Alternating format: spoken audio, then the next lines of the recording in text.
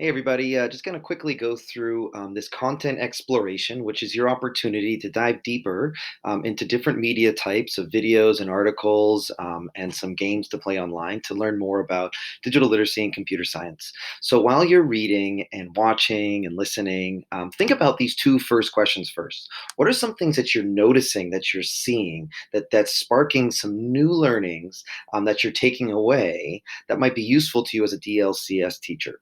And then, what questions or puzzles or wonderings are sparking is this content leaving you with? And that'll help you take your learning further. So, also, we're going to make connections or direct connections to the MA framework by taking a look at one strand. So, if you click here, it'll jump you to the Massachusetts framework for digital literacy and computer science.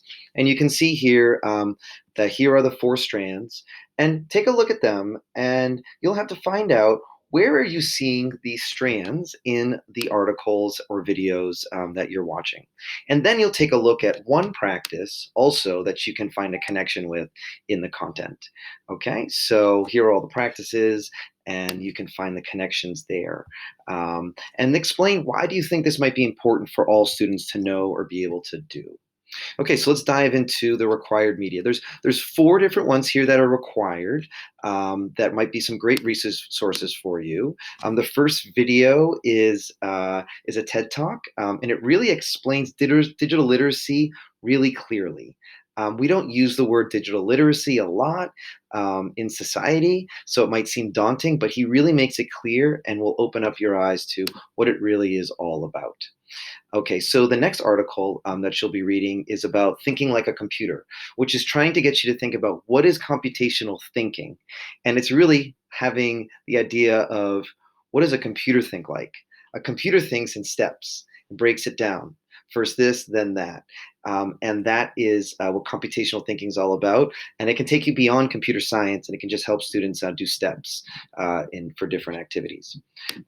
Okay, so the next required media is going to be about the hour of code, which is a great way for you to enter in to computer science and computer thinking with students. So have a look at this video because it explains about what the hour of code is, and I hope you all can join in it in the future with your students. So the next thing is getting away from coding, but more talking about digital citizenship.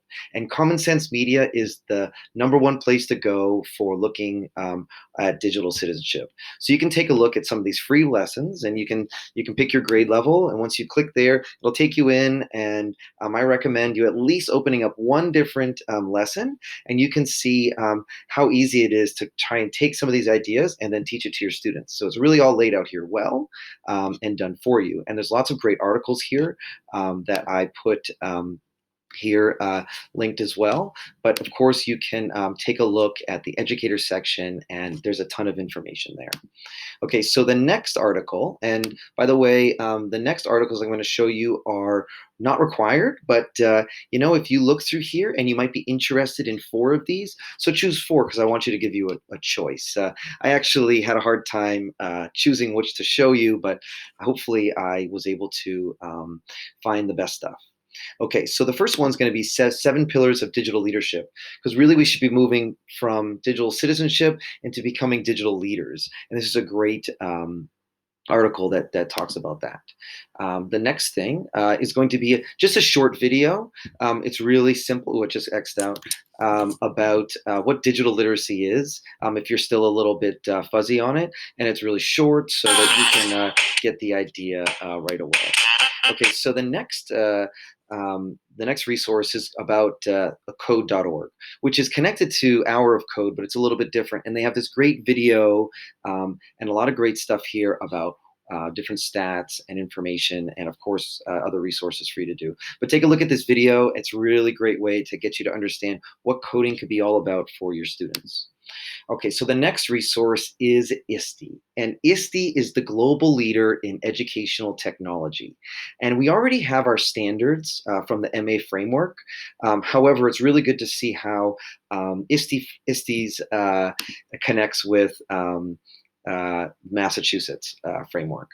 And so you can take a look at here, and you can have a look at the different standards. And I really like how some of these are highlighting in clear English what students could be doing to achieve different results relating to using technology in education. So this is standards for educators, and you can go over here and you can see there's standards for students as well.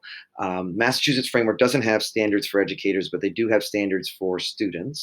But you can see how the student one connects to the MA frameworks ones as well. One of my favorite standard here is called the creative communicator, because it's not just about communicating, but we're using creative digital tools to communicate in new ways. Okay, so the next video is a quick one about what computer science is, and it's just short and sweet. I thought that when I saw this, it would be clear to anybody so they can get an idea of what computer science is. The next article is or video is from again Common Sense Media. However, this is highlighting SAMR, and SAMR is a way for you to evaluate how you are using technology in your classroom.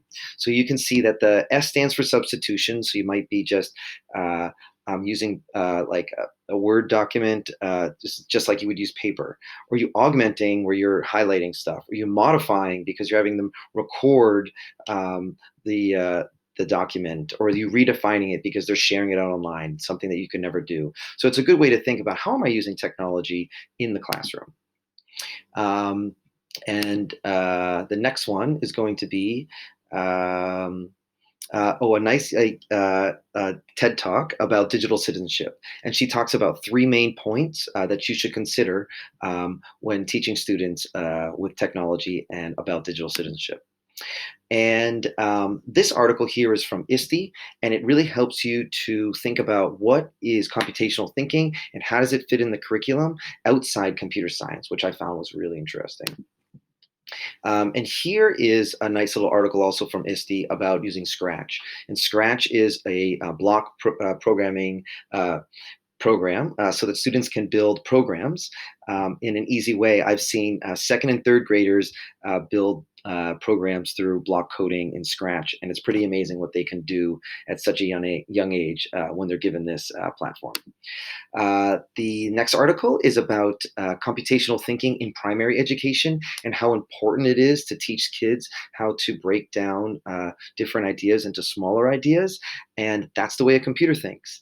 And if we can get kids to understand that, then they can use that throughout their learning in school. And the last article here is about creating with technology rather than consuming. One of the things that parents always complain about is either screen time or other things like that. And what we say is that, well, they're not consuming the technology. They're not just watching TV. They're creating things. They're manipulating things. So get your students to create with technology.